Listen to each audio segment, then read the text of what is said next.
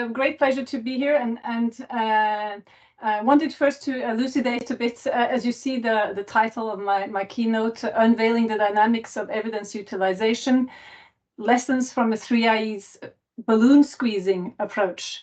And I thought this title may be vague and weird enough to draw hopefully your curiosity and attention.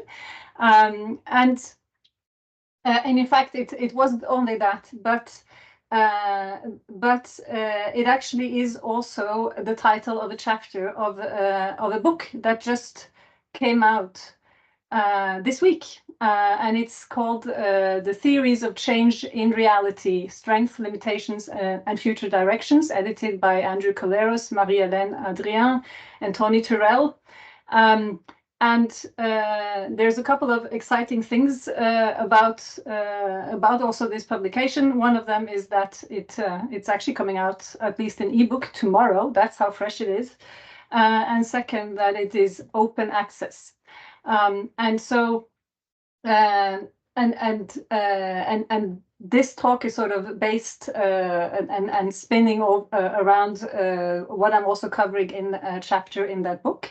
But more importantly, I also wanted to sort of address the fact that I think really good theories of change is probably the most underused and the intervention with the largest potential in the whole area of evaluation and of evaluation and thinking, critical thinking, to ensure impact on the ground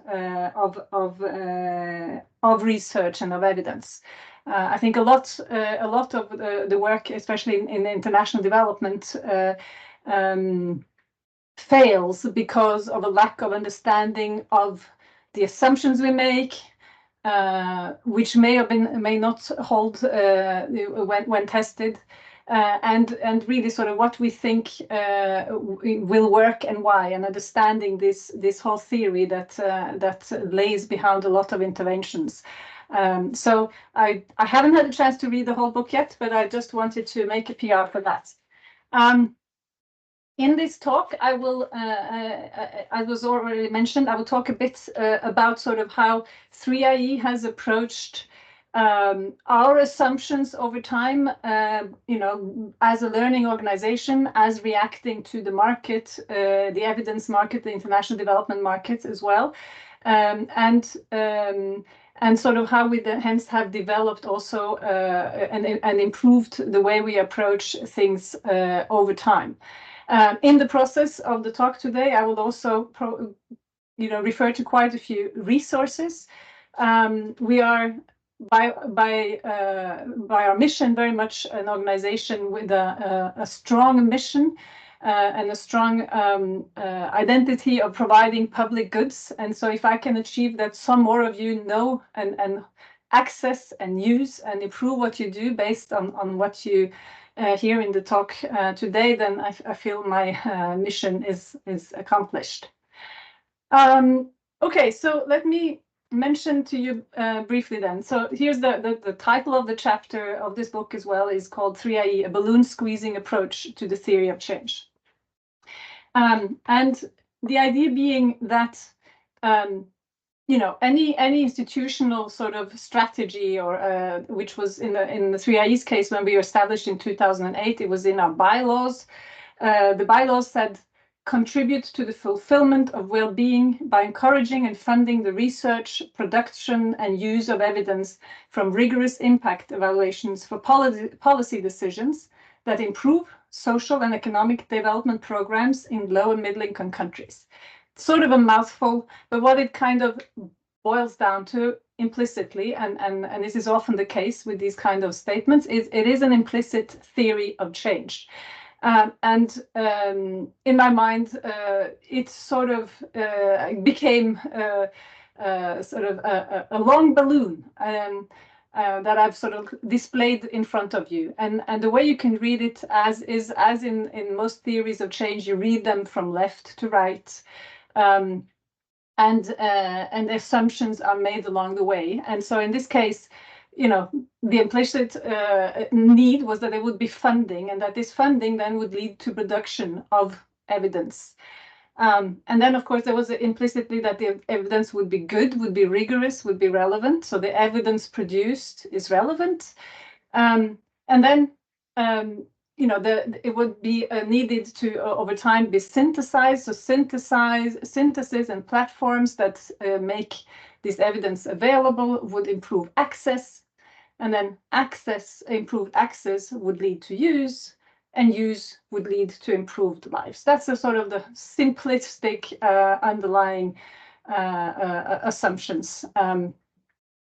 Of course, it is never that simple. It's never that linear, but it's a visually interesting representation. And this balloon, as I would say, that you will see in front of you, is actually something that is not in the chapter, and so this is something that you get extra from seeing this presentation. And as my friend said, my artist friend said, keep the day job. So I hope you appreciate that this is just me trying to draw it out for you.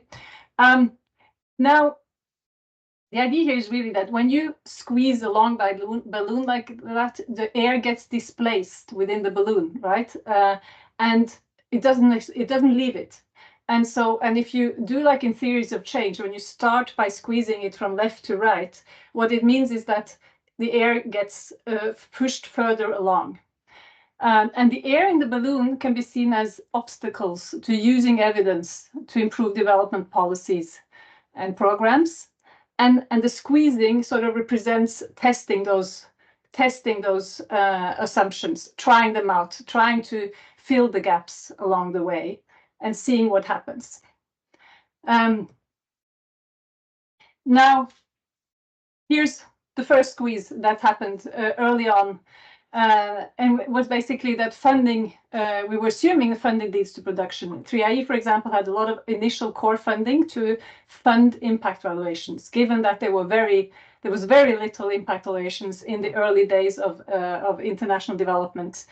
But would the demand, or rather the supply, follow? We didn't know, but in fact it did. And so now, over 15 years on, the body of evidence has really exploded, of this type of evidence, other types as well, but I'm talking specifically here about impact evaluations and also systematic reviews that systematize around bodies of impact evaluations. And so now there are in 3IE's database, there are over 13,000 impact evaluations that have been produced by a variety of actors across the development space. And over these 15 years, the number of institutions who are able to carry out impact evaluations has also multiplied. And so what you can say in a sense that this first squeeze of sort of, once the funding was available, would there be production? Yes, definitely, it has been successful. Though what we see is that gaps still exist in many sectors, many geographies, and also for many types of outcomes when we dig into the specifics. So here is, for example, an overview or a breakdown rather from across sectors. And you see that health is highly overrepresented, or not over, but that's where most of the studies are. And we're not talking here about efficacy trials and clinical trials. They are not in this portal. These are effectiveness studies, so done out in the field, on the ground, with human interaction, not labs. And had it been clinical trials, of course, health would be much, much more even. But even so, this is how much there's the representation is skewed towards 4 top sectors, sort of health, agriculture, social protection, and education. And then you see at the other end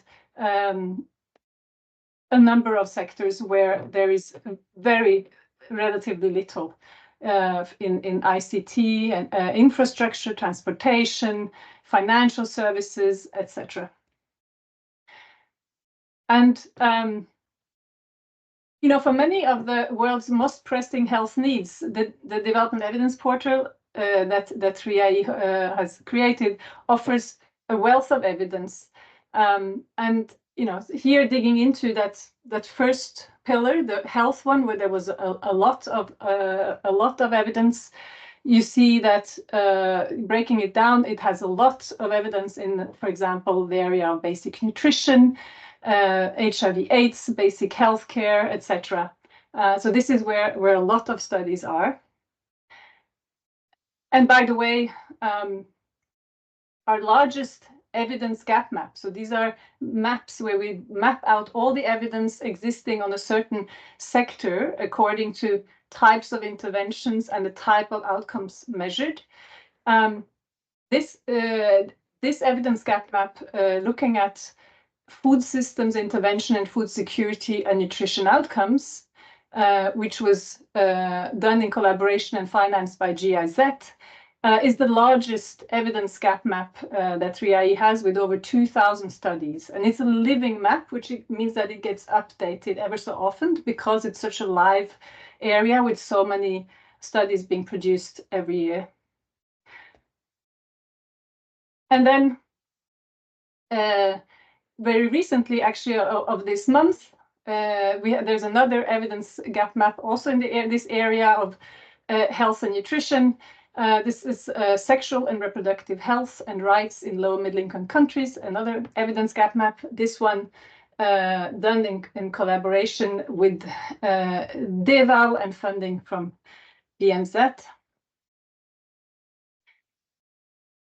But then outside of nutrition and HIV/AIDS and basic healthcare, the evidence, even in the health space, health and nutrition space, where there are so many more studies, even there by subsectors, you see that there's other areas where the evidence is more scarce. So basic health infrastructure, tuberculosis control, medical services, etc. You see quite a few. In terms of countries, there's a wide diversity. It's a bit small, this map, etc. It just focus on the colors, with the darkest colors being the countries with the most studies and the lightest with the least. And again, it is focusing on low and middle income countries, which is why you don't see, Europe and US, etc. In any colors here. But what you can see is that there are few countries and regions with many more studies than other places. And particularly interesting from this map is, and something we are seeing a trend very recently, is the abundance and explosion of impact evaluations and other type of similar studies coming out of China. And but other places are also, like Latin America, and specifically Brazil and India are some of the largest countries with impact evaluations of programs in their countries.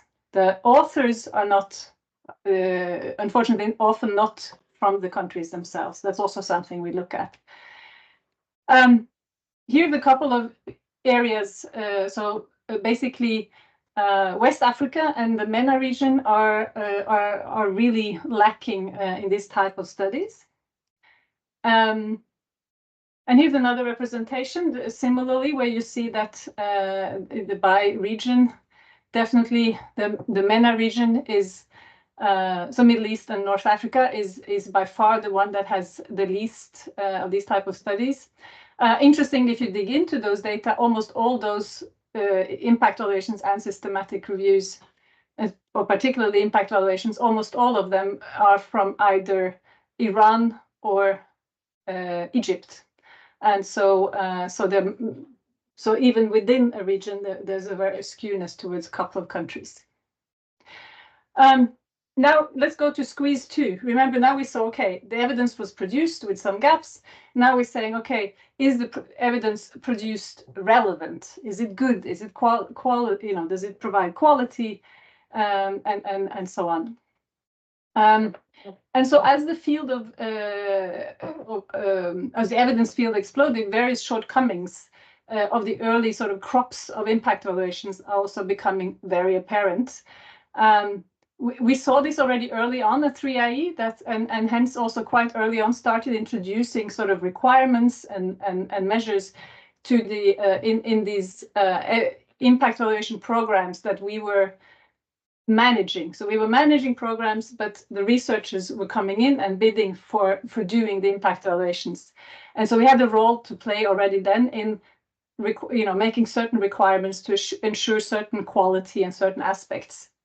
And so we played quite a strong role in, again, ensuring that these were theory-based evaluations, that there was a thought around what is the theory of change here, what are the assumptions we're checking, that it was mixed methods. We wanted to make sure at the very minimum that we not only knew whether something worked or not, but in quite a lot of detail, why, for whom, what were the mechanisms, and for that additional type of methods needed to be used.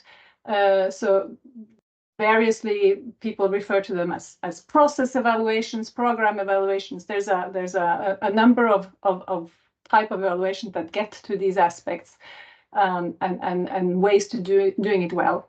Then we saw that there was a lack of transparency in terms of sharing data. There was a lack of rigor sometimes in terms of actually registering the research, having pre-analysis plans so that you actually say out loud ahead of time, I will do the analysis on such and such indicators in such and such way, so that you don't necessarily later change your approach just to be able to publish something exciting because that's where you found the effects, etc. We also saw and started requiring that we did cost analysis should be included in these studies. Because without cost analysis, there is, how can you really tell if something may work, but it's very expensive? And so that's not a very valuable insight for a policymaker who has a limited budget and has to decide between various uses. So cost analysis is very important.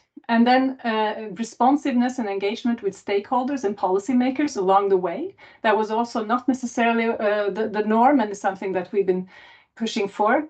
Unintended consequences, very often not sufficiently thought through and looked at. And similarly, equity and diversity has not sufficiently been included as in a range of studies. So Squeeze 2 is, I would say, very much a work in progress. And so in that regard, 3IE said, okay, what can we do to sort of improve this, push on improving the quality? And I'll just mention a few resources here. I will not dig into them, but hoping that you will pay attention and it might be useful. So we contributed with a guide on how to use contribution analysis to measure use of evidence. We have some guidance also how to do it during projects, but this was also particularly guidance on how to do it and see whether it actually led to any use after project closed. We have developed just very recently a guidance on how to measure cost effectiveness in impact evaluations. We have developed a guidance on how to incorporate process evaluation into impact evaluations to inform them and improve the insights and relevance of what we find. And we have also produced a policy and a framework around transparent, reproducible, and ethical evidence. And so all of these are working papers, documents, policies that you will find on our websites. Now Squeeze 3, now that we said, okay, fine, we have to, provide the evidence, we have to ensure that it's of good quality, but we also need to ensure that people know about it and that we improve access. And what we did was actually, and I referred to it several times now, we managed to create various tools and products to improve access. This is partly, I mentioned the development evidence portal. I'll show you a bit more about that. But this in turn, with all the studies it drew on, allowed us to create very quickly evidence gap maps in various sectors where you see both where the evidence is and where the gaps are. We managed to create help desks so that policymakers in West Africa, for example, could call our West Africa help desk and say, look, we have a question right now during COVID, what do we do with challenged populations? Should we give them cash or food vouchers, for example? And we could come very quickly with a rapid response based on available evidence.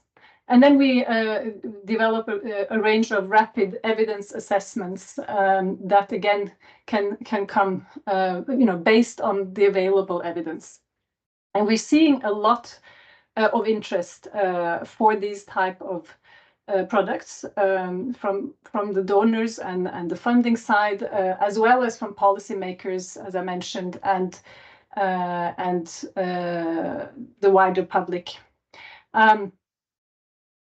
So what I would say that the squeeze 3, so to speak, is definitely working. And I think I'm talking now only mentioning 3IE, but all of them, we are doing this as a evidence community. Everybody is reacting to this need for faster evidence to inform policy faster, and the fact that we all have more evidence to draw on. So that is exciting.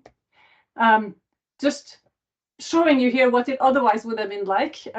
This is sort of in the impact evaluation space, the very overwhelming evidence landscape. In almost any topic that you're interested in, there will be several studies a day published, right? So there's no way that anybody who's actually, involved in actually doing things on the ground or deciding policies, would be able to also read up. And also, where do you go? What do you trust in this day and age? That's also a question. And so what our vision was, let's be that curated place where people know that they can sort of, at least to a further extent, trust the evidence and find it in one place. And that's why we created the development evidence portal, which a lot of the data I've shown so far also was drawn from, where we basically look across the market from all sorts of databases and all sorts of donors and funders and other databases. We find the relevant impact evaluations that deal with development issues. And as you see, it's now over 13,000 impact evaluations, over 1,000 systematic reviews, and now 38 evidence gap maps that are all available and searchable in multiple ways. Which and at the bottom you will see on this slide, you will see the link to that website if you're not familiar with it. So we are a big user, and many of our partner organizations and also colleagues in DeGEval and other places are both contributors and users of this amazing portal. But it's also available for all of you, for researchers, for policymakers to search. But we also often find that it is sort of the best way to use it is often for us to help extract evidence to certain questions. So that's available. And then coming to the squeeze 4. And this is where we said, so the assumption was that access leads to use, and use leads to better lives, right? And here's where we found, in a sense, following the balloon sort of image that I put in front of you. This is now where it's become all the air is there, right? First of all, access has not necessarily, and accessing has not necessarily led to more use. There's quite a lot of indications that that's the case. And in fact, where we find the biggest challenges, they are around a couple of areas. One relates to incentives, institutional incentives specifically. And so incentives, culture, and capacity to use. And then what is appropriate use? And so let me just mention that one of the things that I've seen over the last 15 years, I think it's sort of a general trend, and it's certainly true for 3IE, is that we've become quite cognizant of the fact that there are different types of decision points during a programmatic journey and decision-making journey, and that these different points in time, different types of evidence will be needed. And so in order to really make a difference and get better lives on the ground, because decisions are informed by policy, we really need to make sure that the right types of evidence are used to inform the different questions we have along the way. And so in this particular slide, you will see that there are the early stages of agenda setting, then there's the stage of policy formulation, then you adopt a certain policy, then you are into implementation phase of a project, and then you evaluate. Again, it's much more, this is more linear than it usually would be, but along this chain, there are all these moments and more. This is just a subset of moments where types of evidence can inform the implementers and decision makers. And so early on, for example, having a proper problem diagnosis, what is the problem that we're trying to solve, extremely important and often missed in many programs. So that sort of you think you know the problem, and then often you see that a solution is just presented without having dug into the problems. And then you can sort of inform, in terms of addressing this problem, how do you best address it? Well, look at existing evidence, look at evidence synthesis, evidence mapping, what do we already know? And then you can also draw rapid briefs from these sources. Then in the early phases of policy formulation, you can think about, okay, ex ante economic evaluation, which based on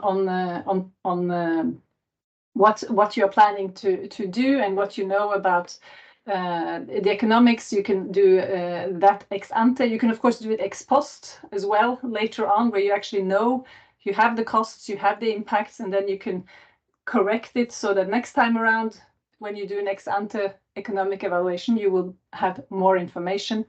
And then you would go to things like theory of change, when you're actually digging out into your particular program.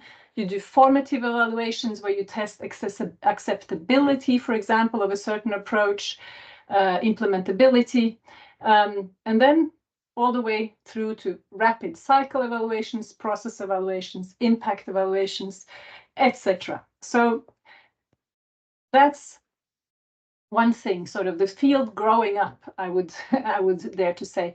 And then the other thing that we have seen, and in my previous roles as in both independent evaluation at the World Bank and NORAD, I got the chance to carry out, oversee evaluations of the sort of learning culture in these organizations. And there we've, and I have seen similar evaluations. One was done by DeGEval just a couple of years back, and also African Development Bank. Many of the organizations have looked at their own learning and evidence use cultures, and strikingly similar findings come out. And then, and some of them are that, basically, the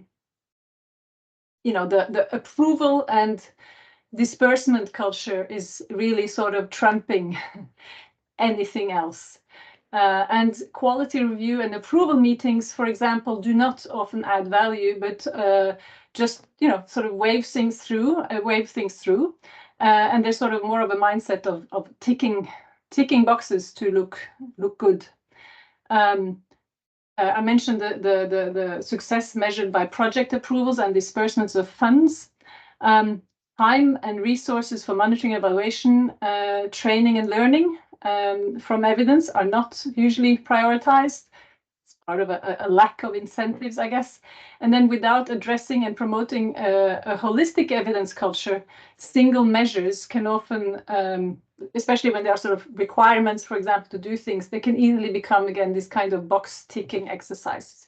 So these were some of the findings from a wide variety of organizations. And so we at 3A developed very recently another resource just a couple of weeks back that it was published. It's called the TRIPS framework, which are sort of the idea of the levers an organization have to improve the incentives and the culture of evidence use in organizations. And those levers relate to training, to train people so they understand not only to produce, but how to use and when to use evidence and evaluations of different sort. Resources, you shouldn't be hard to get funding to actually find out whether a program works or not. It should be a requirement. And so making resources available and not something one needs to seek extra permission fund for or trust funds. Incentives, that's probably the one we see the least of across organizations. That's the hardest one to tackle. How do you really incentivize this? Through promotions, through annual performance reviews, through a lot of things.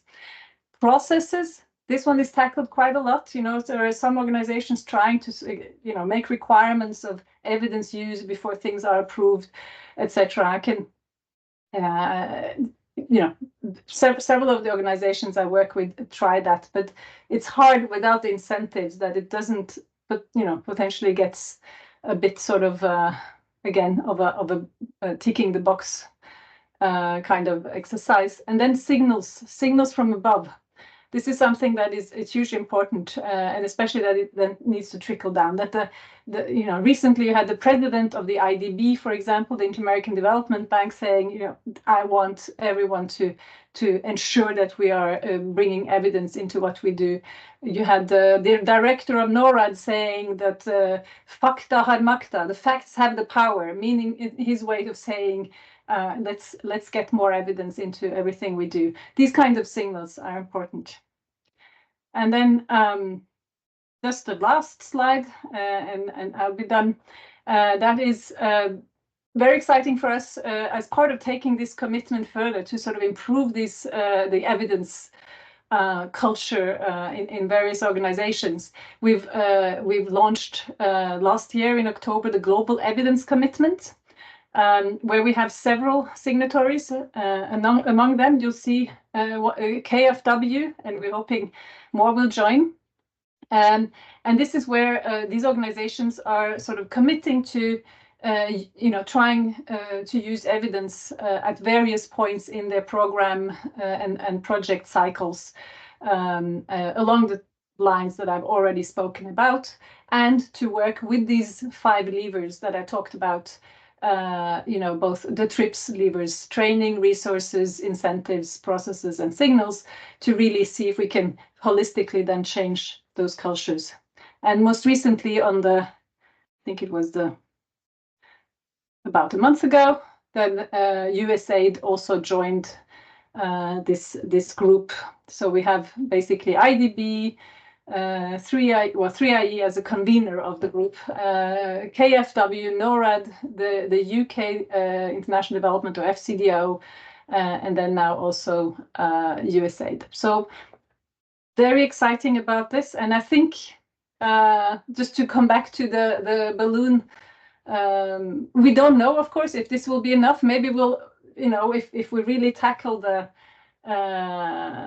together the evidence culture, the new sort of challenges will occur to us that we need to tackle. I'm sure they will, but I do think this is one of the most important ones, and something that I hear in almost every conference and discussion I'm in the last year or so, is that this is where there's a lot of energy.